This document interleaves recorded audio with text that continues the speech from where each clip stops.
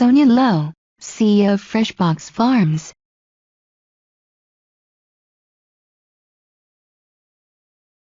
was in a grocery store suggesting to skeptical patrons that they sample our leafy greens. They were picked yesterday, is what she told tasters.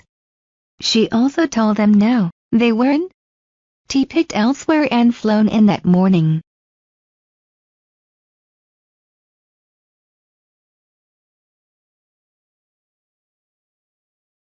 Lo's greens, over 30 different types, grow year-round in an airtight modular box in Millis, Massachusetts.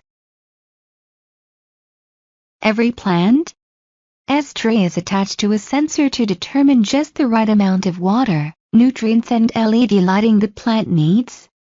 We have an algorithm for every plant variety, says Lo.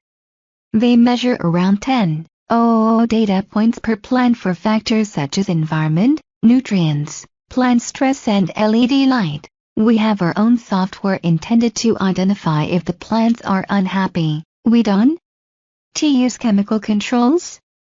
We rely on these digital points to preempt plant stress and allow for extraordinary things like faster grow times.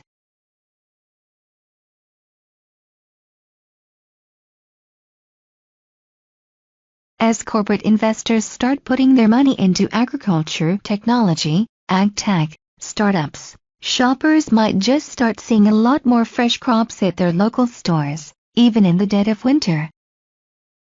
Ag-tech, from hobbyist to huge commercial farms, is taking off.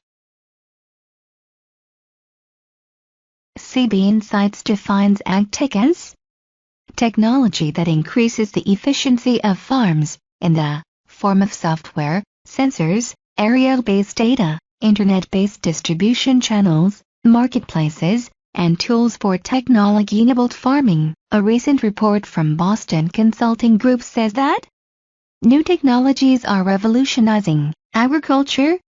In fact, according to this report, venture capital firms have upped their ag-tech investments by 80% since 2012, even though commodity prices remain volatile.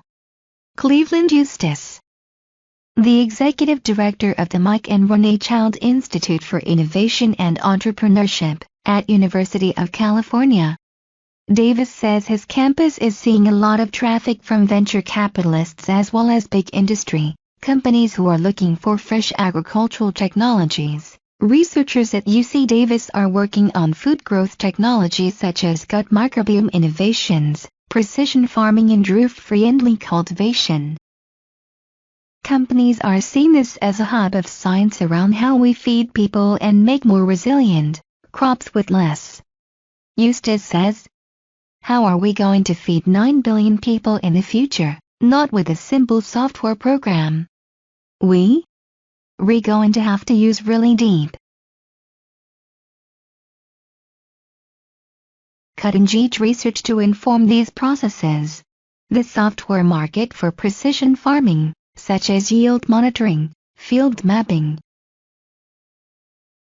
crop scouting and weather forecasting, is expected to grow 14% between 2016 and 2022 in the United States.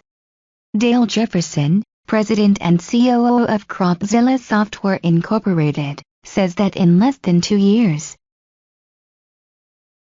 his precision farming startup's software has been installed in farms across the US and Canada, and it is even being tested in Italy. His software takes into account every aspect of a farm, from the types of seeds planted to the number of workers and combines in use. We create a digital model, he says.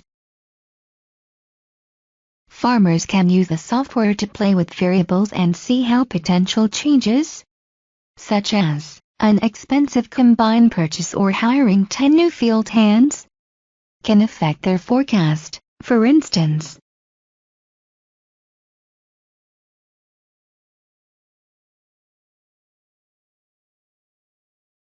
a Midwestern farmer recently used Cropzilla to see what would happen if he took his soybean planting schedule from one 12-hour shift to two 10-hour shifts, the numbers worked out to a 5 bushel per acre increase.